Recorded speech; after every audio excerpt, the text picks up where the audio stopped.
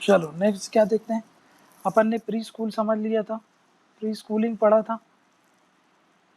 Pre schooling की अभी एक चीज़ और पढ़ लेते हैं। इसका अभी क्या बचा हुआ है, इसका इशूज़ बचा हुआ है। समझ में आ गया कि इससे रिलेटेड क्या क्या इशूज़ हैं और इससे रिलेटेड क्या क्या सॉल्यूशन होने चाहिए। ठीक है, ये अभी अपन को करना है, ये बाकी है। ठीक है ना, इसको अपन कब करेंगे, जब अभी स्कूल समझ लेते हैं, स्कूल के साथ इसको अरेंज इंटीग्रेट करके पढ़ लेंगे। स्कूलिंग पैटर्न पढ़ेंगे, पहले स्कूल की प्रॉब्लम समझ लेते हैं और स्कूल लेवल पर जो फॉर्मल एजुकेशन होता है उसको समझ लेते हैं और फिर उसके हिसाब से अपन देख लेंगे, दोनों को एक साथ करके समझ लेंगे क्या है। ठीक है ना, तो वहाँ पर एक साथ दोनों का इशूज़ देख लेंगे, दोनों का इशूज़, दोनों का सॉल्यूशन समझ लेंगे क्या है। ठीक है, दोनों को एक साथ कर लेंगे। अभी के लिए क्या करना है अपन को, अभी के लिए अपन को समझना है कि भाई स्कूलिंग पैटर्न क्या होता है। मतलब क्या बोल रहा हूँ मैं, स्कूल एजुकेशन कैसा होता है इंडिया में, स्कूल एजुकेशन इन इंडिया। चलो नेक्स्ट क्या देखते हैं, स्कूल एजुकेशन इन इंडिया क्या है। स्कूल एजुकेशन मतलब स्कूल लेवल पर कैसी एजुकेशन होती है उसकी बात करते हैं।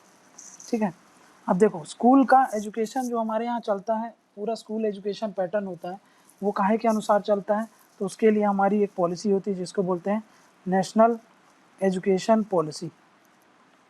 ठीक, नेशनल एजुकेशन पॉलिसी। ठीक है, नेशनल एजुकेशन पॉलिसी बोलते हैं। अभी नेशनल एजुकेशन पॉलिसी जो है, मैंने आपको बताया था कब कब आई है, तो 1968 में आ चुकी है। 19 जस्ट इसका 68 का अपोजिट कर दो तो इसको बोलते हैं 1986 में आई है, 1986 में आई है। और फिर उसके बाद अभी रिसेंटली एक एजुकेशन पॉलिसी है, एजुकेशन पॉलिसी आ गई है 2018 की, बट ये अभी इम्प्लीमेंट नहीं हुई है, yet to be implemented, yet to be implemented. ठीक, ये अभी भी इम्प्लीमेंट नहीं हुई है, इसको अभी भी इम्प्लीमेंट कराने का चल रहा है। ठीक है, अगर हम बात करें कि भाई ये इसको अभी क्या बोलते हैं, इसीलिए अभी इसको बोला जाता है draft education policy, draft national education policy 2018। ठीक, अब ये जब अभी ड्राफ्ट क्यों बोल रहे हैं, क्योंकि अभी ये फॉर्मुलेशन स्टेज पर है, अभी इम्प्लीमेंट नहीं हुआ है। जब इम्प्लीमेंट हो जाएगा तो सिंपली क्या बोल देंगे, नेशनल एजुकेशन पॉलिसी। समझा क्या, ड्राफ्ट मतलब अभी फाइनल अप्रूवल कैबिनेट का, सब कुछ है, सब कुछ तैयार हो गया। ये इसके जो के कस्तूरी रंजन थे, इन्होंने ये रिपोर्ट को सबमिट की थी।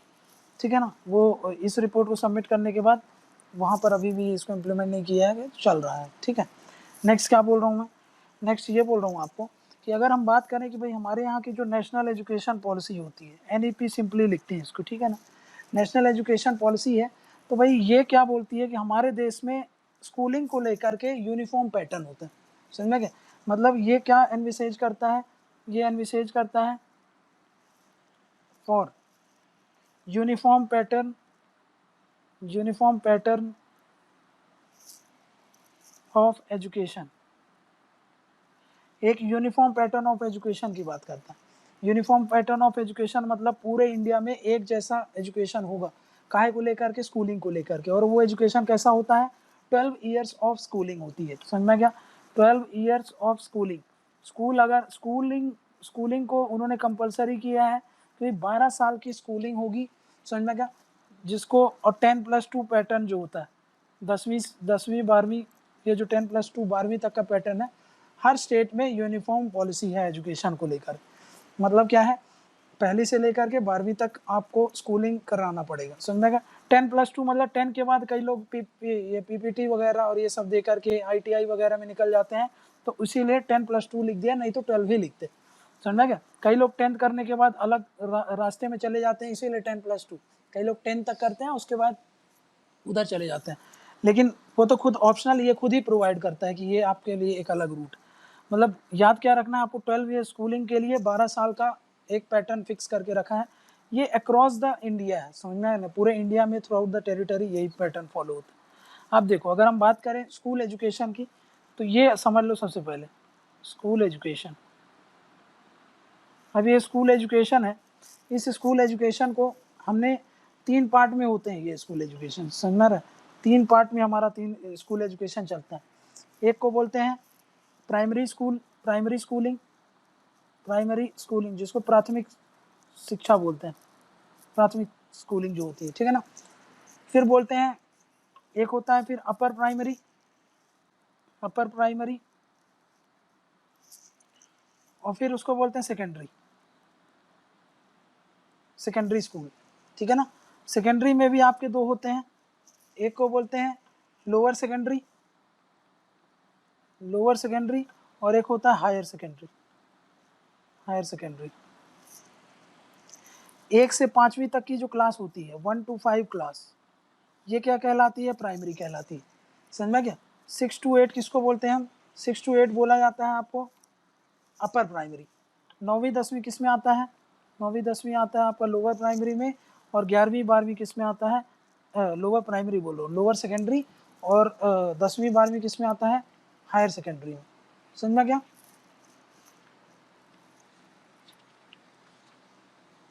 ठीक, तो ये थोड़ा सा दिमाग में रखना, ठीक है, कि प्राइमरी स्कूलिंग किसको बोलते हैं, अपर प्राइमरी किसको बोलते हैं, सेकेंडरी किसको बोलते हैं, उसमें लोअर सेकेंडरी क्या होता है, हायर सेकेंडरी क्या होता है। ठीक, थोड़ा सा ये दिमाग में रख लेना, क्योंकि कई बार क्या होता है सिर्फ क्लास नहीं लिखा जाता, जब आप एजुकेशन रिलेटेड पढ़ते हो तो ऐसा लिखा था कि प्राइमरी सेकेंडरी स्कूलिंग में ये दिक्कत है, अपर प्राइमरी में ये दिक्कत हो रही है, हायर सेकेंडरी में ये इशूज़ हैं, ऐसे करके लिखा रहता है। तो फिर आपको समझ में आ जाना चाहिए कि उसका मतलब क्या है, क्लियर है। तो इसीलिए यहाँ पे पहले ही बता दिए, जब मैं प्राइमरी स्कूल बोल रहा हूँ मतलब 1 से 5वीं की बात कर रहा हूँ, जब मैं अपर प्राइमरी की बात कर रहा हूँ तो 6वीं 7वीं 8वीं की बात कर रहा हूँ, जब मैं सेकेंडरी की बात कर रहा हूँ मतलब समझ लेना 9वीं 10वीं 11वीं 12वीं की बात कर रहा हूँ, जिसमें लोअर सेकेंडरी किसको बोलते हैं, 9वीं 10वीं को बोलते हैं, हायर सेकेंडरी किसको बोलते हैं, 11वीं 12वीं को बोलते हैं। तो ये पहले देख लेना आप, ठीक है। नेक्स्ट क्या देखना है, नेक्स्ट देखते हैं कि भाई स्कूल एजुकेशन का अभी एट प्रेजेंट इंडिया में क्या स्टेटस है। तो स्टेटस ऑफ स्कूल एजुकेशन मतलब प्रेजेंट स्टेटस है, ठीक है ना, अभी के समय में प्रेजेंट स्टेटस क्या है। ठीक, देखो ये इसमें ज़्यादा कुछ समझने वाला नहीं है, समझ में आ रहा है ना। ये क्या है, एक तरीके का आपको एक इसमें डेटा ज़्यादा है, बट आपको समझ में आना चाहिए कि ट्रेंड क्या चल रहा है, समझ में आ गया। ये थोड़ा समझ जाओगे, अगर आप स्टेटस समझ जाओगे तो आप थोड़ा सा इन सब चीज़ों को अच्छी तरीके से आपको समझ में आ जाएगी क्या चीज़, ठीक है। अब देखो मैं क्या बोल रहा हूँ, प्रेजेंट स्टेटस क्या है कि भाई जो ग्रॉस एनरोलमेंट रेशियो होता है, ग्रॉस एनरोलमेंट रेशियो का मतलब कितने बच्चे एडमिशन ले रहे हैं, समझा क्या। तो वो है, अगर हम बात करें क्लास 1 से लेकर के 5th तक, तो ग्रॉस एनरोलमेंट रेशियो क्या है, 99.2% है, मतलब एडमिशन तो बहुत हो रहे हैं, समझा क्या। लेकिन अगर हम क्लास बढ़ाते जाएं तो फिर एडमिशन कम होते जा रहा है, मतलब क्या है इसका कि भाई आगे बच्चे कंटिन्यू नहीं कर पा रहे हैं अपनी एजुकेशन, समझा क्या। जैसे कि मान लो पहली में बच्चा है, पहली में मान लो 100 बच्चे थे, तो दूसरी में कितने बच्चे जा रहे हैं, तीसरी में कितने बच्चे जा रहे हैं, चौथी में कितने जा रहे हैं, 5वीं में कितने जा रहे हैं, पहली दूसरी तीसरी चौथी 5वीं। तो हमने देखा कि जो पहली है, पहली में वो बच्चा दूसरी में भी जा रहे हैं, तीसरे में भी जा रहे हैं, चौथी में भी जा रहे हैं, 5वीं, मतलब लगभग 100% नहीं है, बट फिर भी 1-2 लोग एडमिशन नहीं छोड़ देते हैं, तो इसीलिए हमारा आंकड़ा कितना आ रहा है, 99.2। लेकिन जब हम बात करें 5वीं के बाद 6वीं 7वीं और 8वीं में, समझ में क्या, तो यहाँ पर ड्रॉप आउट रेशियो बढ़ रहा है, मतलब एडमिशन कम ले रहे हैं। यहाँ पर अगर हम बात करें ग्रॉस एनरोलमेंट रेशियो की, तो वो हो जाता है हमारा 92.8% के आसपास, समझ गया, क्लियर है। मतलब क्या है कि भाई जैसे जैसे ये क्लासेस बढ़ रही हैं, है ना, क्लासेस जैसे जैसे बढ़ती हैं, इंक्रीज होती हैं, वैसे ये जो ग्रॉस एनरोलमेंट रेशियो है ये डिक्लाइन कर रहा है, समझ गया। इसका मतलब ये क्या है कि भाई ग्रॉस एनरोलमेंट जो रेशियो है वो बच्चों का जैसे जैसे एज क्लास बढ़ती जा रही है, ड्रॉप आउट रेट बढ़ता जा रहा है। ये एक दिक्कत, ये इशू है, कंसर्न है। शुरू में पहले में तो खूब बच्चे एडमिशन ले रहे हैं, लेकिन आगे जाते जाते दिक्कत हो जाती है, समझ में क्या। और सबसे ज़्यादा ड्रॉप रेट कहीं पे होता है तो वो है 8th के बाद, 8th से लेकर के 9th तक ड्रॉप रेट सबसे ज़्यादा हो जाते हैं, समझा क्या। 8th में और 9th, 8th तक क्यों, क्योंकि भाई राइट टू एजुकेशन के अंदर तक तो आपको फ्री में एजुकेशन मिल जाती है, इसके बाद नहीं मिल पाती, इसलिए क्या होता है कि वो यहाँ पर ड्रॉप आउट रेट बढ़ जाता है, मतलब ग्रॉस एनरोलमेंट रेशियो एकदम से कम हो गया, समझ में गया ना। ये एक रीज़न देखा गया है, कि भाई 8th के बाद स्पीड से ग्रॉस एनरोलमेंट रेशियो कम होता है। इसका क्या एग्जैक्ट फिगर डेटा है, जैसे जैसे आगे बढ़ेंगे इश्यूज देखेंगे वैसे आपको बता दिया जाएगा। समझना क्या? नेक्स्ट क्या बोल रहा हूँ, मतलब ध्यान में क्या रखना है आपको, ये कितना लिखा है 92 93% ये सब नहीं समझना आपको। आपने स्लॉट बना लिया, क्या स्लॉट बना लिया कि भाई जब प्राइमरी स्कूल की बात करते हैं हम, प्राइमरी स्कूल की, प्राइमरी स्कूलिंग में तो ग्रॉस एनरोलमेंट रेशियो ये आपका मतलब 100% है, तो मतलब ये सेटिस्फैक्ट्री है ना, यहाँ पर कोई दिक्कत नहीं है। दिक्कत कहाँ से हो रही है? दिक्कत हो रही है अपर प्राइमरी में। अपर प्राइमरी से लेकर के कहाँ तक? लोअर सेकेंडरी तक। लोअर सेकेंडरी तक यहाँ पर क्या हो रहा है, ग्रॉस एनरोलमेंट रेशियो ये डिक्रीज हो रहा है। समझा क्या? और इसके बाद तो जो हायर सेकेंडरी है वहाँ पर further gross enrolment ratio decrease होगा। समझा क्या? मतलब ट्रेंड समझ में आना है कि भाई ये है पहली से 5वीं तक, यहाँ तक GER में कोई दिक्कत नहीं है। समझा क्या? यहाँ पर नो प्रॉब्लम, ठीक है ना। 5वीं से लेकर के 8वीं तक यहाँ पर सोचने को मजबूर कर देता है, ये कंसर्न है। समझा क्या? अब 8वीं के बाद 8वीं से लेकर के 12वीं तक ये तो एकदम समझो कि भाई मतलब क्या हो रहा है कि भाई एकदम ग्रॉस एनरोलमेंट एरिया एकदम यहाँ पर डिससेटिस्फैक्शन है ना। यहाँ पर मतलब क्या है, ड्रॉप आउट रेट कैसा है, ये बढ़ गया, बहुत ज़्यादा ड्रॉप आउट रेट बढ़ने का मतलब क्या है कि बहुत सारे बच्चे क्या होते हैं, छोड़ देते हैं क्लास। समझ रहे ना। तो यहाँ से मैं आपको स्टेटस भी बता रहा हूँ, यहाँ से आप प्रॉब्लम भी समझते चलना, क्योंकि जब नेक्स्ट टाइम बोलेंगे कि ये प्रॉब्लम है, वहाँ पर सिर्फ मैं कोट कर दूंगा, आपको समझ में आ जाना चाहिए कि कहाँ से क्या हो रहा है। ठीक, नेक्स्ट क्या बोल रहे हैं कि भाई अभी एक दिक्कत ये है कि प्यूपिल टीचर रेशियो कम है। टीचर रेशियो ये जो है ना, ये हमारे देश में बहुत कम है। मतलब क्या है भाई, ग्लोबल स्टैंडर्ड क्या बोलता है, ग्लोबल स्टैंडर्ड मान लो कि भाई एक फिक्स करता है कि भाई ये है ग्लोबल स्टैंडर्ड। समझना क्या? इसका मतलब क्या है कि भाई ये मान लो कि भाई x नंबर ऑफ स्टूडेंट्स हैं। समझना क्या? उनमें मान लेते हैं कि 5 टीचर होना चाहिए, लेकिन हमारे यहाँ x से ज़्यादा है, x + y number of student हैं, और उनमें टीचर कितने हैं, 2-3 टीचर है। मतलब क्या है, एक तरफ है टीचर, एक तरफ है स्टूडेंट, है ना। इन दोनों के बीच में एक रेशियो होना चाहिए। रेशियो मतलब एक टीचर है वो कितने लोगों को पढ़ा सकता है। अब एक टीचर है और 1 लाख बच्चे हैं तो कैसे पढ़ेंगे ढंग से। एक टीचर है, 40-50 बच्चे होंगे तो अच्छे से पढ़ लेंगे। इसको बोलते हैं टीचर स्टूडेंट का रेशियो।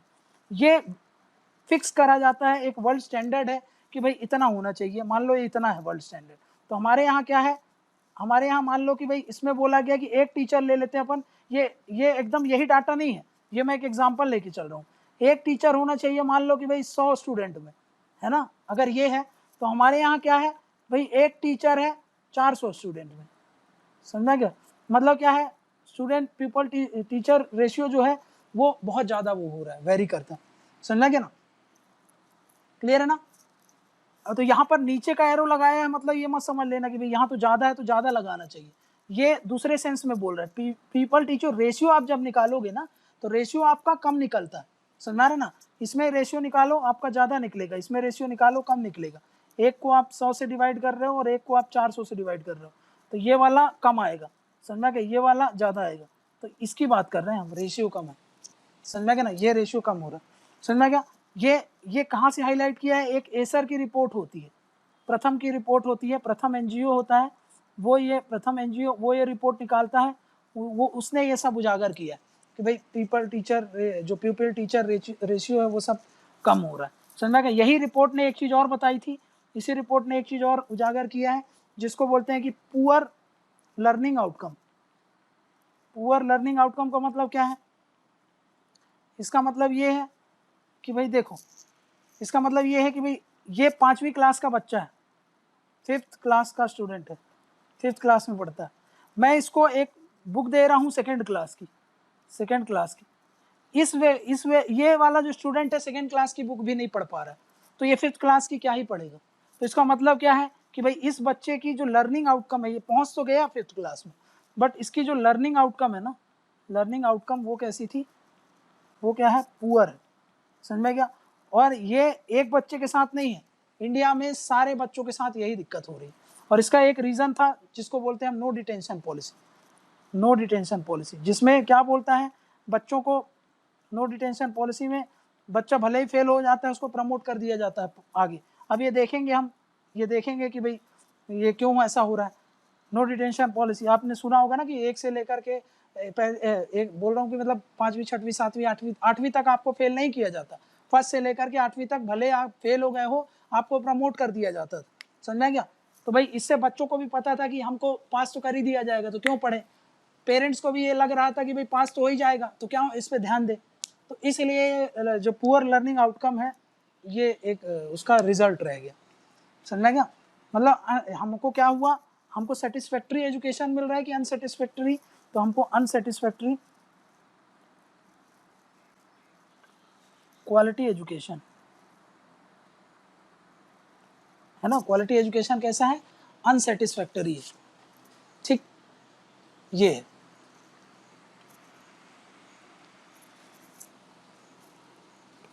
ठीक, अब मैं आपको समझाता हूँ आरटीई एक्ट क्या था और इसमें नो डिटेंशन पॉलिसी वाला क्या इशू है। ये सब चीज़ आप समझ जाओगे ना तो आप क्लियर हो जाएगा आपको आरटीई एक्ट से रिलेटेड क्या क्या दिक्कत हो रही है।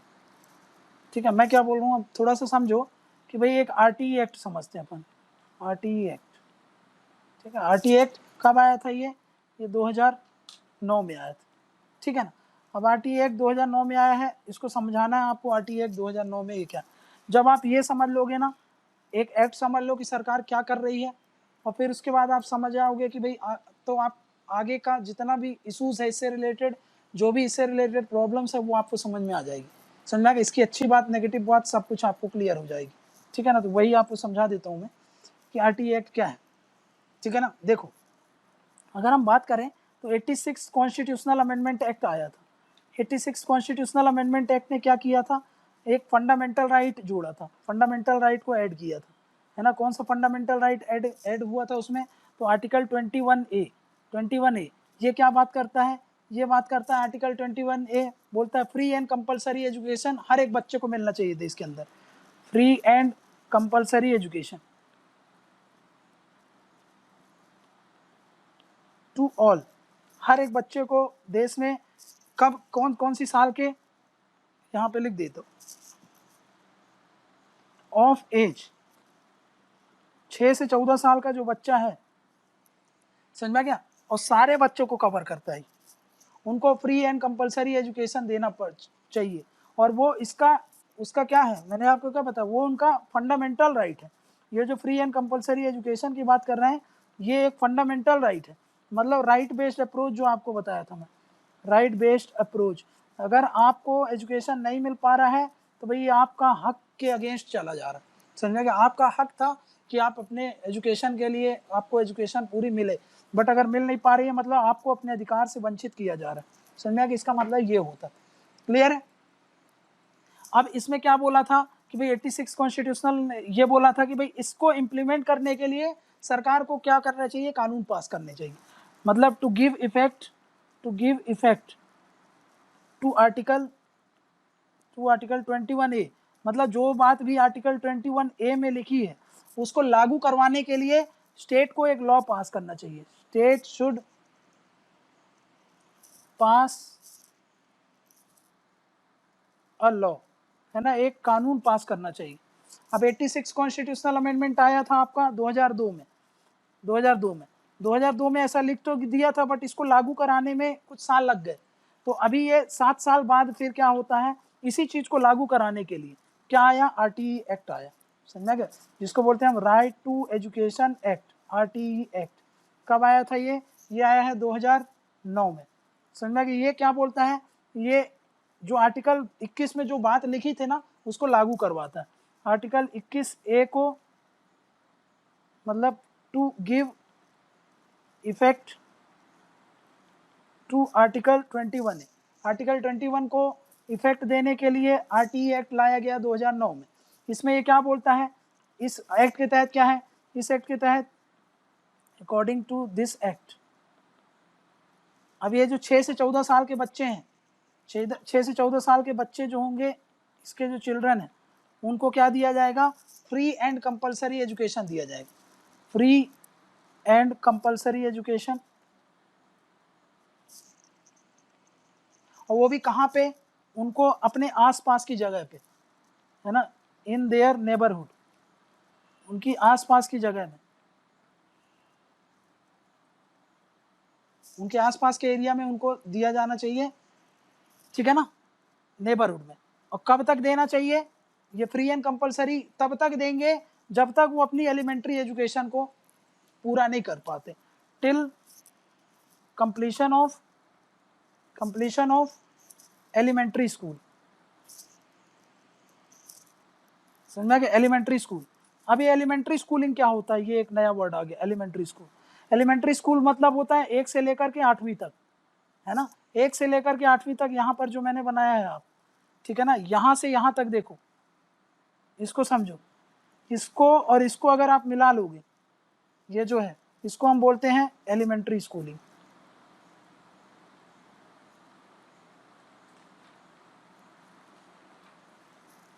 ठीक है ना, एलिमेंट्री स्कूलिंग मतलब 1 से लेकर के 8 तक के जो बच्चे होते हैं उनको बोलते हैं हम क्या, एलिमेंट्री स्कूलिंग। तो राइट टू एजुकेशन कहाँ से कहाँ तक प्रोवाइड करता है, ये 1 से लेकर के 8वीं तक हर एक बच्चे को शिक्षा मिल सके, ये सब चीज़ें इंश्योर करना। समझ में गया, ये सब उसकी जिम्मेदारी थी, आरटीई एक्ट ने उसको लागू करवा दिया। ठीक,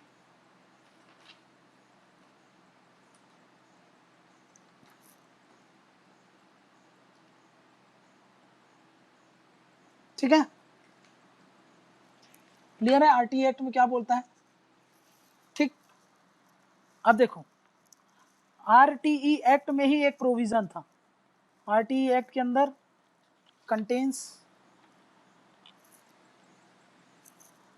अ प्रोविजन। अब देखो इधर आरटीई एक्ट में एक प्रोविजन था जिसको बोलते थे no detention policy, no detention policy. अब ये नो डिटेंशन पॉलिसी का मतलब समझ में आ गया, 1 से लेकर के 8वीं तक का जो बच्चा होगा उसको प्रमोट कर दिया जाएगा, समझ में आ गया, उसको फेल नहीं किया जाएगा। ऐसा क्यों किया जाता था, समझो, नो डिटेंशन पॉलिसी मतलब क्या है, इसका मतलब ये पॉलिसी को हमेशा याद रखना, ये अब नहीं है, अभी जब मोदी गवर्नमेंट आई है ना तो इसको हटा दी गई है। Modi government removed this provision, इस प्रोविजन को हटा दिया गया। बट इसके कारण का समझो कि क्यों लेके आया गया था और इससे क्या दिक्कत हो गई थी, और मैं आपको बता देता हूँ इसको क्यों लाया गया था और क्या दिक्कत हो गई थी। तो भाई इसको लाने का, इसके लाने के पीछे का कारण ये था कि क्या होता था कि मान लो कि भाई गरीब फैमिली है ना, अब उस फैमिली इनकम कम रहती है उनकी, अब फैमिली इनकम कम होती है तो हाथ बटाने के लिए उनके वो लोग बच्चों का भी यूज़ करते हैं, तो कि लेबर्स ज़्यादा हो जाएंगे उनकी फैमिली में तो पैसा ज़्यादा आ जाएगा, क्योंकि 4-5 लोग काम करने वाले हो जाएंगे तो उनका घर चल जाएगा। चलो इस चीज़ के चक्कर में, इस चीज़ से कॉम्प्रोमाइज़ करके उन्होंने अपने बच्चों को स्कूल भेजना चालू कर दिया। उन्होंने बोल दिया कि ठीक है भाई 500 नहीं कमा रहे थे, 400 ही कमाएंगे, 300 ही कमाएंगे, पर बच्चा पढ़ लेगा। तो ये सोच करके उन्होंने कहाँ भेज दिया, उसको स्कूल में भेज दिया। अब पता चला कि बच्चे का लर्निंग उतना आउटकम अच्छा नहीं था, बच्चा फेल हो गया। तो फेल हो गया तो भाई पेरेंट्स क्या बोलेंगे, जब फेल ही हो गया तो घर में ही बैठो। अब क्या मतलब भाई आप फेल हो गए, इतना हमारा सब कुछ जा रहा है, हमारा टाइम जा रहा है, हम इतना सब कुछ स्ट्रगल करके बाद भी आपको भेज रहे हैं, अब वो बच्चा फेल हो जा रहा है, फेल हो जा रहा है तो भाई अब क्यों भेजें उसको स्कूल, समझा क्या। तो उसको ना भेजना पड़े तो उसलिए बच्चे को अब क्या करते थे, वो काम पर लगा देते थे। तो सरकार को ये चीज़ समझ में आई कि भाई ऐसे में तो गड़बड़ हो रही है, तो उन्होंने क्या किया कि भाई भले ही आप फेल हो जाओ, आपको प्रमोट कर दिया जाएगा नेक्स्ट क्लास में, मतलब 1 to 8 क्लास में आपको student will be promoted to next year, समझा क्या, कि भाई उसको नेक्स्ट ईयर के लिए प्रमोट कर दिया जाएगा, फेल कराने का जरूरत नहीं है, ऐसा ये नो डिटेंशन पॉलिसी बोलती थी। समझा क्या, ये है नो डिटेंशन पॉलिसी का मतलब। अब लेकिन इसके कारण क्या होगा, इसका रिजल्ट क्या हुआ, इसका रिजल्ट अभी मैंने बताया आपको, भाई क्वालिटी ऑफ एजुकेशन क्या हो गई, क्वालिटी ऑफ एजुकेशन घट गई, बच्चों ध्यान ही नहीं दे रहे थे, टीचर भी ध्यान नहीं दे रहे थे, पता है कि भाई पास तो हो ही जाएगा, क्या पढ़ाऊं मैं इसको। तो टीचर ने भी इग्नोर मार दिया, स्कूल ने भी इग्नोर मार दिया, पेरेंट्स ने तो इग्नोर कर ही दिया था, और बच्चों ने भी पढ़ाई छोड़ दी। तो इसके कारण क्या हो गया, इसके कारण क्या हो गया, पुअर लर्निंग आउटकम हो गई, है ना, पुअर लर्निंग आउटकम। आउटकम मतलब जो कि भाई उस व्यक्ति को हमने भेजा था सीखने के लिए, लेकिन वो सीख ही नहीं पा रहा, समझना क्या। मतलब जब तक उसकी एलिमेंट्री एजुकेशन फुलफिल नहीं हो जाती तब तक उसको आपको प्रमोट करते रहना था, ऐसा पॉलिसी में, इस पॉलिसी के अनुसार ऐसा होना था। लेकिन उसके कारण क्वालिटी ऑफ एजुकेशन खराब हो गई, पुअर लर्निंग आउटकम हो गई, जिसके कारण भाई बच्चे क्या कर रहे थे, 5वीं के बच्चे दूसरी की चीज़ नहीं पढ़ पा रहे हैं, 5वीं के बच्चे फिर अपनी 5वीं क्लास का खुद क्या पढ़ेंगे, समझेंगे। इसलिए सरकार को ये समझ में आया कि भाई यही कारण है कि जब वो 8 से 9 जाते थे ना, 8 तक तो पास हो गए, वो 8 तक तो पास हो गए भाई, पास कर दिया गया उनको, अब 9th में थोड़ी जबरदस्ती में पास कर देंगे आपको। तो यहाँ से जब ये 9th में जाते थे और 9th का जब एग्जाम देते थे तो उसमें मैक्सिमम स्टूडेंट्स फेल हो जा रहे थे, मैक्सिमम स्टूडेंट फेल हो गए, तो पेरेंट्स क्या बोलेंगे, आओ घर में बैठो, तो घर में बैठ जाते। तो इसीलिए बोल रहा था मैं आपको कि ग्रॉस एनरोलमेंट रेशियो जो है वो कम हो जाता है, समझा गया। वहीं पर जो ड्रॉप आउट रेट है, ड्रॉप आउट रेट वो बढ़ जाता है, समझा गया। 8वीं के बाद क्यों बढ़ता है, समझ गए ना, सबसे ज्यादा 8वीं के बाद ही बढ़ता है, ऐसा क्यों, उसके पीछे का रीजन है मैंने आपको बता दिया।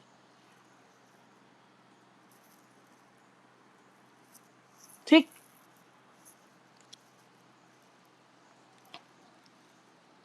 ठीक। अब देखो, लेकिन एक बात मैं आपको बताता हूँ, ये नो डिटेंशन पॉलिसी लाए तो जरूर थे, लेकिन इसका फाउंडेशन था, देखो अब मैं आपको बताता हूँ नो डिटेंशन करने का पीछे का क्या रीजन था। नो डिटेंशन पॉलिसी ये लाया जरूर था, लेकिन इसको हमने बोला जरूर कि भाई इसको क्या करना, किसी भी बच्चे को क्या नहीं करना है, फेल नहीं करना है, लेकिन उसके लिए एक पॉलिसी थी, इस पॉलिसी को ध्यान में रख करके ये सब चीजें करनी थी, जिसको बोलते थे हम, ये पॉलिसी थी। ये पॉलिसी काहे पर बेस्ड थी, ये इसका फाउंडेशन क्या था, इसका फाउंडेशन था ये इसका फाउंडेशन है। उसका फाउंडेशन क्या था, जिसको हम बोलते थे कंटिन्यूअस एंड कॉम्प्रिहेंसिव इवेल्युएशन। अब समझना ये क्या है, ये बहुत इंपॉर्टेंट है, समझ में आ गया। CC, continuous and comprehensive evaluation, इसको यूज करके हम नो डिटेंशन का रखते थे। अब ये क्या है समझो, comprehensive and continuous and comprehensive evaluation वो होता था, इसमें क्या किया जाता था कि भाई बच्चों पर ध्यान दिया जाता था साल भर, समझा क्या भाई। फोकस क्या था, फोकस था कि आपको स्टूडेंट पर ध्यान देना है पूरे थ्रू आउट द ईयर, समझ में क्या। उसकी एक्टिविटी बेस्ड लर्निंग होनी चाहिए, एक्टिविटी बेस्ड लर्निंग हो, समझ में क्या। टाइम टू टाइम उसका इवेल्युएशन होना चाहिए, समझ में गया कि भैया जैसे कि आपने कभी देखा अपन तिमाही देते थे, छमाही देते थे, समझ में गया, क्वार्टरली एग्जाम देते थे, हाफ ईयरली देते थे, एनुअल एग्जाम देते थे, समझ में गया। तो ये सब क्या था, ये सब आपको पूरे साल में अलग अलग समय में आपका टेस्ट होते रहना चाहिए। इससे क्या, अभी क्या हो रहा है, अगर ऐसा होता है, देखो अगर ऐसा होता है कि भाई साल में एक ही बार एग्जाम लिया जाता है, समझना क्या ना, तो उससे तो चलो फेल हो जाते हैं, कई लोग साल भर पढ़ते नहीं हैं और लास्ट में फेल हो गए तो भाई वो प्रमोट नहीं हो पाएंगे। लेकिन सीसीई में क्या होता था, साल भर आपको रजिस्टर मेंटेन होता था, आपकी अटेंडेंस, इसीलिए अटेंडेंस लाई जाती थी कि आप साल भर टच में रहो, आपको 3-3 महीने में, 4-4 महीने में क्या क्या आपकी कमियां हैं उन कमियों को देखना है ना, रजिस्टर मेंटेन करना, आपकी क्या कमियां रह रही हैं, 3-3 महीने में एग्जाम लो, क्वार्टरली लो, हाफ ईयरली लो, एनुअली लेते हैं। तो इसमें क्या होता था, इससे ये होता था कि भाई पता चलता था कि हाँ बच्चा कहाँ पे कमजोर हो रहा है, फिर उसको असाइनमेंट वगैरह दिया जाना था कि भाई आप ये सब करो तो आप ज्यादा इंप्रूवमेंट कर सकते हो। तो ये सब चीजें होनी थी, इसीलिए हम इसको बोलते हैं, देखो साल भर काम करना मतलब कंटिन्यूअस, और कॉम्प्रिहेंसिव इवेल्युएशन मतलब, कॉम्प्रिहेंसिव मतलब सब तरीके से वो बच्चा कहीं से पीछे न रह जाए, ये करते हैं अगर, तो भाई ऐसे करेंगे। और लास्ट में मान लो देखो साल भर में पहला 3 महीने अच्छे से परफॉर्म किया, 6 महीने अच्छे से परफॉर्म किया, लेकिन लास्ट में मान लो वो बच्चा गड़बड़ हो गया, है ना भाई, फैमिली कंडीशन हो सकती है, कुछ भी हो सकती है, लेकिन साल भर तो उसने अच्छा परफॉर्म किया था ना, लास्ट में कुछ ऐसी कंडीशन आ गई तो उसके चलते उसको क्यों रोक दें 1 साल के लिए।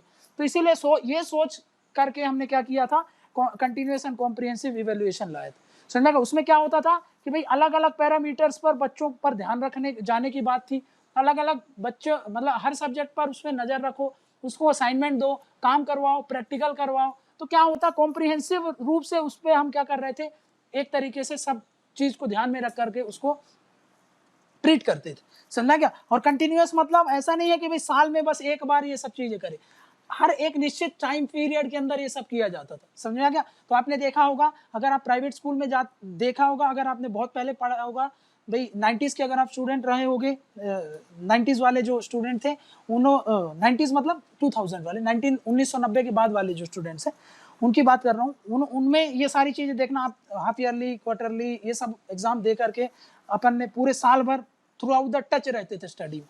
समझना कि इसी को बोलते हैं कंटिन्यूअस एंड कॉम्प्रिहेंसिव इवैल्यूएशन। अब इसका यूज करके सोचो, अगर आप नो डिटेंशन पॉलिसी को एडवोकेट कर रहे हो तो अच्छी बात थी ना ये, बट क्या हुआ, मेन क्या हुआ, इसको टीचर्स ने इग्नोर कर दिया, टीचर्स ने इग्नोर कर दिया, स्कूल ने इग्नोर कर दिया, स्कूल ने इस पर ध्यान नहीं रखा। तो एक्चुअली में गलती बच्चों की नहीं है, गलती थी इम्प्लीमेंटेशन में, कि भाई इसको ढंग से इम्प्लीमेंट नहीं किया गया, इसको ढंग से इसको ढंग से सुपरवाइज नहीं किया गया रेगुलेटिंग अथॉरिटीज के द्वारा। समझना कि स्कूल ने इग्नोर मारा, टीचर्स ने इग्नोर मारा, जिसके कारण वो बच्चा क्या होता है, प्राइवेट में तो फिर भी ये चीज फॉलो की जा रही थी, सरकारी स्कूल में सबसे ज्यादा दिक्कत हो रही, सरकारी स्कूल में इन सब चीजों को इग्नोर कर दिया गया। तो कुल मिला के बच्चों की गलती नहीं थी, ये तो पॉलिसी इंप्लीमेंटेशन में गलती थी। समझ में? इसलिए ये पॉलिसी फेल होती है। तो इसके कारण बाद में समझ में आया गवर्नमेंट को कि भाई नो डिटेंशन पॉलिसी को ही जिम्मेदार ठहरा दिया और इसको क्या कर दिया गया, इसको खत्म करवा दिया गया।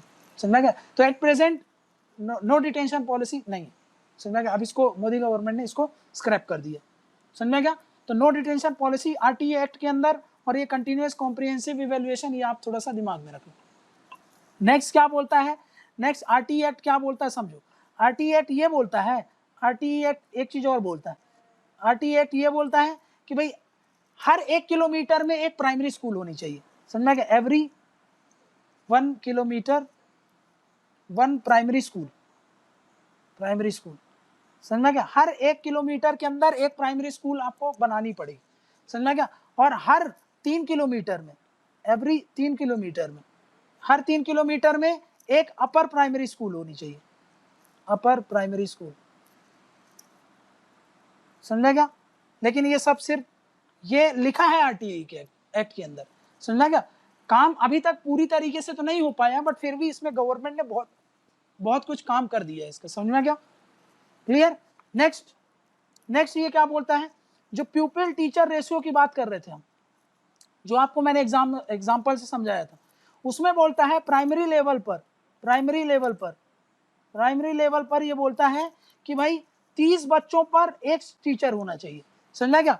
अपर प्राइमरी लेवल पर क्या बोलता है, अपर प्राइमरी लेवल पर बोलता है 35 स्टूडेंट पर एक टीचर होना चाहिए।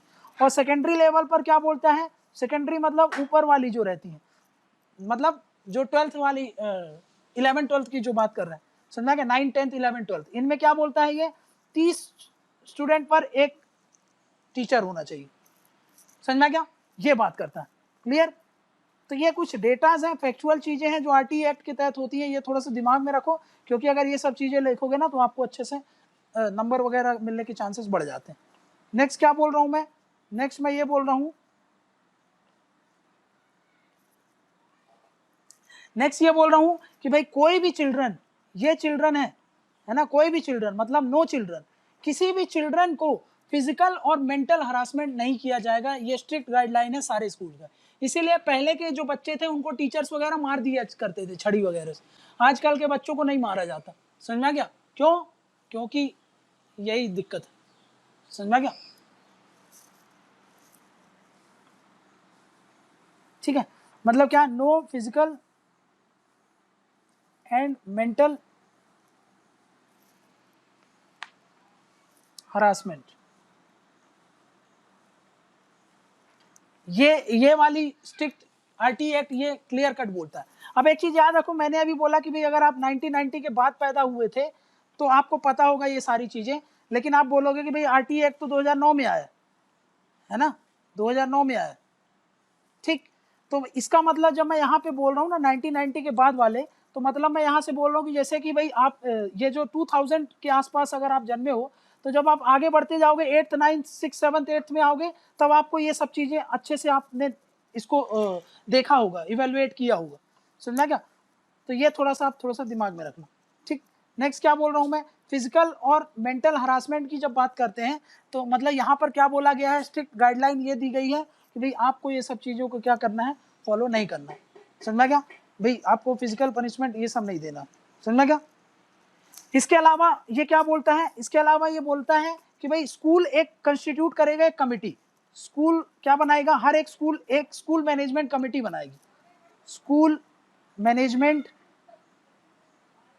कमेटी बनाई जाएगी, समझा क्या? स्कूल मैनेजमेंट कमेटी बनाई जाएगी, जिसमें कौन कौन होंगे, एक तो स्कूल के लोग भी होंगे, पेरेंट्स होंगे, ऑफिशियल्स होंगे, ऑफिशियल मतलब लोकल ऑफिशियल, लोकल जो गवर्नमेंट ऑफिशियल्स होते हैं, लोकल ऑफिशियल, पेरेंट्स, ठीक है, टीचर्स, इनको लेकर के क्या बनाएंगे, एक कमेटी बनाएगी। इसका काम क्या होगा, स्कूल को मॉनिटर करना टाइम टू टाइम, समझा क्या? स्कूल की जवाबदेही पे मतलब फिक्स करने के लिए स्कूल का मॉनिटर करना, ठीक है ना। प्लस जो गवर्नमेंट के ग्रांट मिलते हैं ना, स्कूल को गवर्नमेंट से जो पैसा मिलता है, गवर्नमेंट का जो ग्रांट होता है इन स्कूल्स को, उसका ढंग से यूटिलाइजेशन हो रहा है कि नहीं, ये चीज भी देखना, समझा क्या?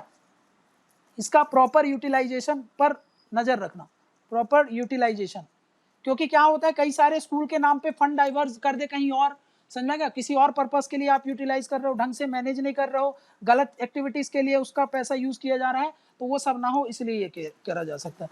प्लस इसके अलावा डेवलपमेंट प्लान, समझा गया कि भाई डिफरेंट डेवलपमेंट प्लान बनाए जाएंगे स्कूल के डेवलपमेंट के लिए, और वहां पर उसकी वर्किंग के लिए, उसकी प्रॉपर तरीके से फंक्शनिंग के लिए, समझा गया? ये सब काम होगा किसका, स्कूल मैनेजमेंट कमेटी का, ठीक, क्लियर है ये बात? नेक्स्ट देखो, नेक्स्ट क्या बोल रहा हूं कि भाई प्राइवेट स्कूल जो होती है ना, प्राइवेट स्कूल्स को क्या बोला गया है, प्राइवेट स्कूल को ये बोला गया कि आप 25% कोटा जो होता है, आपकी जितनी भी सीट है वो आपको क्या करना है, वो रिजर्व कर देनी है। किसके लिए रिजर्व कर दो इसको, काहे के लिए, फॉर जो वीकर सेक्शन है, वीकर सेक्शन के जो लोग होते हैं, समझा क्या, जो डिसएडवांटेज ग्रुप होते हैं,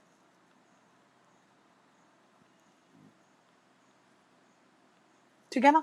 कहाँ के आसपास के, जो आसपास के रीजन में होगा, आपकी स्कूल है जहां पर, उसके आसपास जो वीकर सेक्शन और डिसएडवांटेज लोग हैं, मान लो ये स्कूल है, उसके आसपास के गांव हैं, उनमें कुछ वीकर सेक्शन के लोग हैं, उनके लिए 25% सीट को आप रिजर्व कर दो, समझना कि डिसएडवांटेज ग्रुप को रिजर्व कर दो। कहाँ से, नेबरहुड से, आपके जो आसपास के जगह है वहां के लोगों के लिए, समझना क्या? और कैसे रिजर्व करना, काहे के लिए, ठीक है ना, for free education, for free education, free में उनको एजुकेशन देना, समझा क्या ना, ठीक है ना। देखो सरकारी स्कूल में तो फ्री में दिया ही जा रहा है, लेकिन 25% जो कोटा है, 25% सीट जो होगी, जो वीकर और डिसएडवांटेज लोगों के लिए होगी, उसको आपको फ्री में एजुकेशन देना पड़ेगी, समझा रहे हैं? मतलब क्या बोल रहा हूँ, अगर आपके पास 100 बच्चे हैं एक आपके स्कूल में, ठीक है ना, 100 बच्चे हैं, उनमें से आपको जो 25 बच्चे होंगे जो कि कहाँ से आ रहे होंगे, वीकर सेक्शन से आ रहे होंगे, डिसएडवांटेज सेक्शन से आ रहे होंगे, उनसे कोई भी फीस चार्ज नहीं करनी है, समझा क्या? उनको कैसा देना पड़ेगा, फ्री एजुकेशन देनी पड़ेगी, ये प्रोविजन है। बट वही बात वही पे आ जाती है, लिखने को तो बहुत कुछ लिखा है, इम्प्लीमेंट होता है कि नहीं, समझा क्या ना। तो ये कुछ अच्छे अच्छे प्रोविजन आपको बता दे रहा हूँ, ताकि आपको पता होना चाहिए कि क्या क्या आपको ध्यान में रखना है। तो आरटी एक्ट से रिलेटेड समझ में आ गया ना, ये सारे प्रोविजन आपको पता होना चाहिए।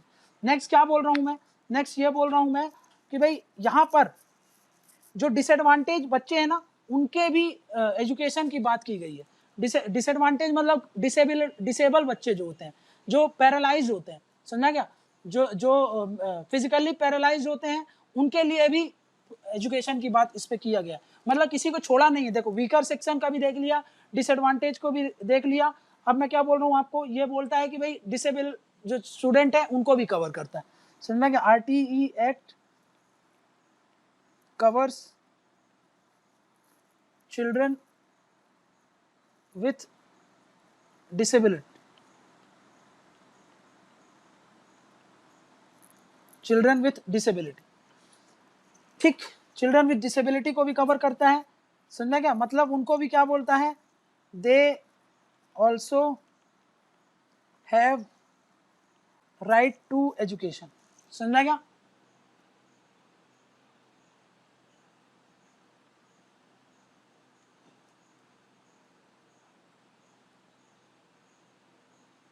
अब देखो, मान लेते हैं कि भाई ये एक बच्चा है, ये 6 इयर्स के ऊपर है, क्योंकि आरटीए 6 साल से को बच्चों को ही कवर करता है ना। अब मान लो भाई इसकी एज में मान लेता हूं कि भाई ये है 12 साल का, 10 साल मान लेता हूं, 10 साल का है। अब इसने क्या किया था, इसने 10 साल का था ये बच्चा, मतलब इसने क्या नहीं किया होगा, शुरू की कुछ पढ़ाई नहीं की गई हो, है ना, कुछ तो छोड़ दिया होगा। अब क्या करूंगा मैं, समझो इधर पे मैं क्या बोल रहा हूं, यहां पर 10 साल का बच्चा है ये, ठीक है ना। अब ये 10 साल का बच्चा, इसको मान लो कि गवर्नमेंट क्या, इसको देखी कि भाई ये वाला बच्चा है जिसको एजुकेशन नहीं मिल पा रही थी, गवर्नमेंट इसको क्या चाह रही है, want to give him education, इसको अब एजुकेशन देना चाहती है, समझ में क्या? तो भाई अब इसको कौन सी क्लास में एडमिशन दोगे, क्या स्टार्टिंग से पढ़ाओगे कि दूसरी से पढ़ाओगे कि तीसरी से पढ़ाओगे? तो भाई जो भी इसकी एज होगी, जो भी एज के हिसाब से जिस क्लास में रखा जाता है ना, भाई 10वीं में हो तो आपकी ये एज होनी चाहिए, 11वीं में हो तो ये एज होनी चाहिए। तो भाई जो भी इसका एज होगा उसके हिसाब से जो भी इसकी क्लास बन रही होगी उस क्लास में ही इसको बैठाया जाएगा। लेकिन ऐसा करने के बाद क्या किया जाएगा, इस बच्चे को प्रॉपर ट्रेनिंग वगैरह दिलवाई जाएगी, ताकि ये जब उस क्लास में बैठे तो सीख पाए, समझा गया? ऐसा नहीं है कि भाई आपकी शुरू में तो आपका पूरा ठप्प रखा है ना, शुरू में आपने पहली दूसरी तीसरी तो पढ़ा ही नहीं, तो आपका बेस तो तैयार है ही नहीं। तो भाई इसको उस क्लास में जरूर रखा जाएगा, लेकिन वो सारी फैसिलिटीज गवर्नमेंट की जिम्मेदारी होगी कि उसको प्रोवाइड करे, ताकि वो जब उस क्लास में जाए तो उतना सीख पाए, समझा क्या? भाई वो जान पाए कि भाई आखिर में चल क्या रहा है, मैं पढ़ने तो जा रहा हूँ, चलो मैं इच्छुक हूँ, बट मैं जा करके बैठ रहा हूँ, मेरे को कुछ समझ में नहीं आ रहा, तो मैं क्यों बैठूंगा? इसलिए क्या है, उसको क्या करना पड़ेगा, प्रॉपर फैसिलिटीज, प्रॉपर ट्रेनिंग वगैरह दिलवानी पड़ेगी, समझा क्या? मतलब क्या है, मतलब ये बोल रहा हूं कि यहां पे लिख देता हूं, ठीक है ना, a child above 6 years of age who is not enrolled in school, या तो वो एनरोल ही नहीं हुआ था, या फिर किसी भी कारण वो अपने पढ़ाई छोड़ दी थी बीच में, है ना, भाई पहली दूसरी तीसरी पढ़ा, समझा क्या, फिर चौथी पांचवी पढ़ा, छठवीं सातवीं नहीं पढ़ा, समझा क्या, तो वो छूट गया। तब भी उसको जब 8वीं में एडमिशन देंगे ना, तो उसको इतनी ट्रेनिंग और फैसिलिटीज प्रोवाइड कर दी जाएगी ताकि वो सीख जाए, समझा क्या? एनरोल्ड इन स्कूल और was unable to complete his education, तब क्या किया जाएगा, ये तो कारण बता दिया, तब बोला जाता है shall be enrolled in an age or appropriate class,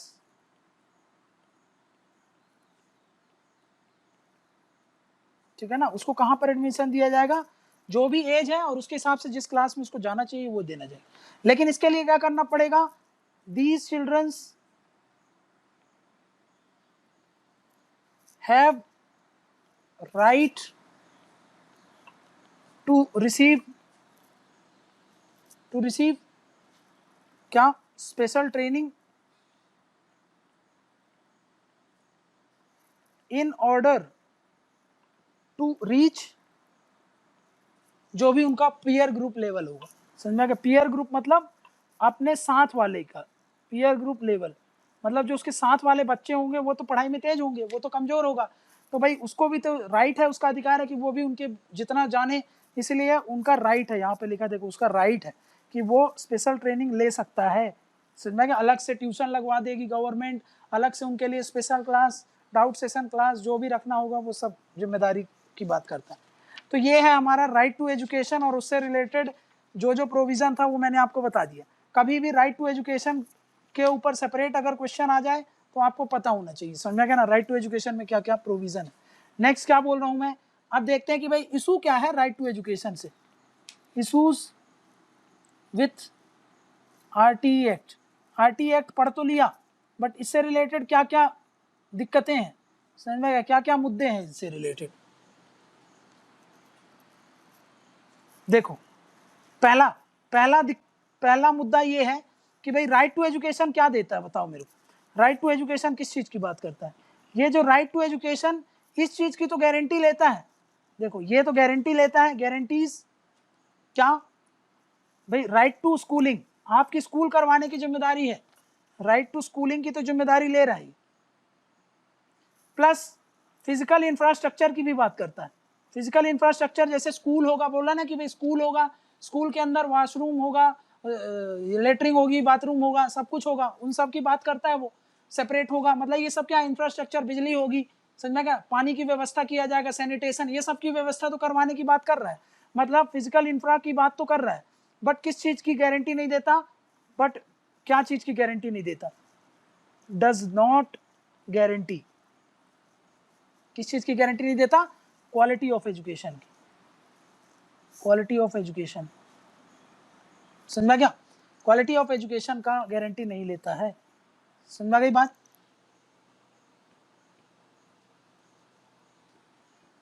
ठीक है ना। नेक्स्ट क्या बोल रहा हूं, टीचर्स की ड्यूटी तो फिक्स कर देगा ये। देखो आरटी क्या कर सकता है, आरटी फिक्स कर सकता है, क्या फिक्स कर सकता है, टीचर की ड्यूटी, इनकी पंचुअलिटी, पंचुअलिटी मतलब हर दिन प्रेजेंट हो, जैसे बायोमेट्रिक लगा दिया तो प्रेजेंट होना ही पड़ेगा आपको, तो पंचुअलिटी को कर दिया, इनकी अटेंडेंस को, है ना, इसको तो वो फिक्स कर सकते हैं। लेकिन क्या नहीं कर सकते, एक चीज नहीं कर सकता ये, बट नॉट लर्निंग आउटकम जो होता है ना, लर्निंग अचीवमेंट होता है, बच्चों को वो क्या सिखा रहा है एक्चुअली में, और बच्चे कितना सीख पा रहे हैं, इसको वो नहीं फिक्स कर सकता, but not learning achievements of students. ठीक, तो इश्यूज देख लिए ना। ठीक है, नेक्स्ट क्या बोल रहा हूं कि आरटीई के इतना, आरटीए ने क्या क्या कर दिया, आरटीई ने कितने सारे देखो रन्स, प्रोग्राम्स, बहुत सारे प्रोग्राम चलाता है, बहुत सारे इनिशिएटिव चालू किया है, काहे के लिए, ताकि क्या हो, ग्रॉस एनरोलमेंट रेशियो बढ़े, है ना, ये सब कर दिया ना, क्लियर ना। लेकिन देखो जैसे कि देखो आपको देता हूं, मिड डे मील प्रोग्राम चालू किया था, midday meal, midday meal क्या है कि भाई सरकारी स्कूल में आप देखो कि भाई बच्चों को खाना दिया जाता है फ्री में, आप टिफिन मत लेके आओ, आपको पूरा खाना वगैरह सब देगी। ऐसा क्यों, ताकि बच्चे अट्रैक्ट हो, कम से कम खाने का ही बेस बना करके स्कूल आए। पेरेंट्स भी इसीलिए भेजते थे क्योंकि पेरेंट्स को पता है भाई यहाँ पे अगर रहेंगे तो ज्यादा राशन लगेगा, तो अपने, अब 4-5 बच्चे हैं अगर आपके और आप उनको भी खिलाओगे तो आपको अपनी जेब से खिलाना पड़ेगा, तो वो क्या करते थे, अपने बच्चों को बोलते थे कि आप स्कूल जाओ, कम से कम स्कूल जाओगे तो आपको खाना मिलेगा, है ना, आप पढ़ भी रहे हो, आप खाना भी मिल रहा है, तो उससे क्या होता था, घर का जो पैसा था आप दूसरे काम, दूसरे चीजों में लगा सकते थे। तो इसलिए मिड डे मील प्रोग्राम वगैरह भी लॉन्च किया, फ्री में जो भी वो थे, बुक्स वगैरह थी, बुक्स थी, कई स्टेट ने साइकिल्स वगैरह भी बांटी हैं, ठीक है ना, बैग्स वगैरह बांटे हैं, यूनिफॉर्म बांटे हैं, ये सब भी प्रोवाइड किया, समझ में क्या, ताकि क्या, काहे के लिए ये सब, ताकि ग्रॉस एनरोलमेंट रेशियो बढ़े, मतलब स्टूडेंट क्या हो, अट्रैक्ट हो, स्टूडेंट्स टू अट्रैक्ट स्टूडेंट, है ना, क्या, बच्चों को अट्रैक्ट करने के लिए। बट इतना सब कुछ करने के बाद भी हमने क्या देखा भाई, ये क्या चीज नहीं एश्योर कर पा रहा है, ये एश्योर नहीं कर पा रहा है कि जो लर्निंग आउटकम है ना वो अच्छी हो, समझना क्या, डज नॉट, सब तो कर दिया बट अब वो कितना लर्निंग आउटकम है उसको नहीं एड्रेस कर पाया, लर्निंग आउटकम, समझना क्या। नेक्स्ट, फिक्स तो कर दिया था वो प्यूपिल टीचर रेशियो, समझना क्या, इंफ्रास्ट्रक्चर सब कुछ भी, बट इन रियलिटी अगर हम देखें तो भाई लैक ऑफ फिजिकल इंफ्रा, बात तो कर दिया कि भाई वॉशरूम होगा, यहाँ पर खेल के सामान दिए जाएंगे, ठीक है ना, भाई आपको स्पोर्ट्स के लिए जो जो रिक्वायरमेंट है सब आएगा, सुनना क्या, भाई आपको जो भी मान लो स्टेडियम बनाना है, स्टेडियम बनाएगा, ठीक है भाई। टेनिस खेलना है, टेनिस का एक पूरा वो इंफ्रास्ट्रक्चर तैयार किया जाएगा। फुटबॉल के लिए फुटबॉल पोस्ट जो होते हैं वो सब बनाए जाएंगे, गोल पोस्ट वगैरह सब कुछ, मतलब इंफ्रास्ट्रक्चर की सबकी बात तो कर रहा था ये, समझा क्या। बट इन रियलिटी ये सारे पैसे क्या हो जाते थे, डाइवर्ट हो जाते थे और इंफ्रास्ट्रक्चर कहीं मिलता ही नहीं। उन पैसों का मिसयूज कर लिया जाता था। वो सब जो हेडमास्टर लोग रहते थे अपनी जेब पर रख लेते हैं और बच्चों के लिए कोई भी सुविधा उपलब्ध नहीं हो पाती। तो लैक ऑफ इंफ्रास्ट्रक्चर। दूसरा, जो टीचर्स थे, टीचर्स का जो रिक्रूटमेंट हुआ वो भी घटिया तरीके से हुआ और टीचर्स कैसे रह गए, अनट्रेंड रह गए। उनको खुद ही कुछ नहीं आ रहा है तो वो क्या सिखाएंगे बच्चों को, समझ में। उसके अलावा उनकी जो क्वालिटी होती है वो भी पुअर है, समझ में। टीचर्स कभी सरकारी स्कूल में जा करके देखिएगा तो आपको समझ में आ जाएगी ये सारी चीजें, ठीक है ना। नेक्स्ट, अभी बताया ये प्यूपिल टीचर रेशियो जो था। अब क्या होता है कि भाई स्कूल में अब सोचो ज्यादा बच्चे होंगे, ज्यादा टीचर रखोगे तो ज्यादा सैलरी देनी पड़ती रही, तो क्या करते हैं ऐसे में एक ही मास्टर को सारे सब्जेक्ट दे दिए जाते हैं और जो वो वाले बच्चे थे उनको जो बाकी टीचर था उनका रिक्रूटमेंट ही नहीं होता है। तो क्या होता है, पीपर टीचर रेशियो जो बात करता है वो तो इसका कोई मतलब नहीं है, ये पुअर ही रह गया, ठीक है। ये सिर्फ कागज में ये चीज दिखती है, रियलिटी में नहीं दिखती, समझा के। नेक्स्ट क्या बताया मैंने, सबसे बड़ा इशू क्या था, issue with respect to, issue with no detention policy. No detention policy जो अभी देखा था, 1 से लेकर के 8वीं तक के बच्चों को प्रमोट कर दिया जाता था, समझना क्या। ये एक बड़ा इशू था। इसमें इशू ये नहीं था, इशू नो डिटेंशन पॉलिसी से नहीं था, इसके अंदर इसका जो बेस था ना, फाउंडेशन था, जो था comprehensive and continuous evaluation system. ये जो था, क्या इससे प्रॉब्लम थी, नहीं, इससे भी प्रॉब्लम नहीं थी, प्रॉब्लम थी इसके इंप्लीमेंटेशन से, समझना क्या। मतलब इसका जो नेग्लिजेंस था, नेग्लिजेंस, ठीक है ना, नेग्लिजेंस, इसको जो नेग्लेक्ट करके हमने बहुत बड़ी गलती कर दी, समझना क्या। तो भाई इसके लिए दिक्कत ये है, समझना क्या ना, भाई यहाँ पर एक गड़बड़ी हो रही है क्योंकि भाई इसको नेग्लेक्ट कर दिया, इसलिए इसके कारण पूरे बच्चों का कैरियर आपने बर्बाद कर दिया। क्लियर है। नेक्स्ट क्या बोल रहा हूं मैं, नेक्स्ट मैं ये बोलता हूं कि भाई जो अभी मैंने बात किया कि ग्रॉस एनरोलमेंट रेशियो की तो बात करता ही है, बट ये देखो ग्रॉस एनरोलमेंट रेशियो को बढ़ाने की बात करता है, ये तो बोलता है कि टू बी इंक्रीज, और इसको इंक्रीज करके यूनिवर्सलाइज करना है, यूनिवर्सलाइज करना है, मतलब हर एक बच्चा इसको एडमिशन ले पाए, जो भी बच्चा है, कोई भी बच्चा छूटने ना पाए, समझ में क्या, इसकी बात तो करता है।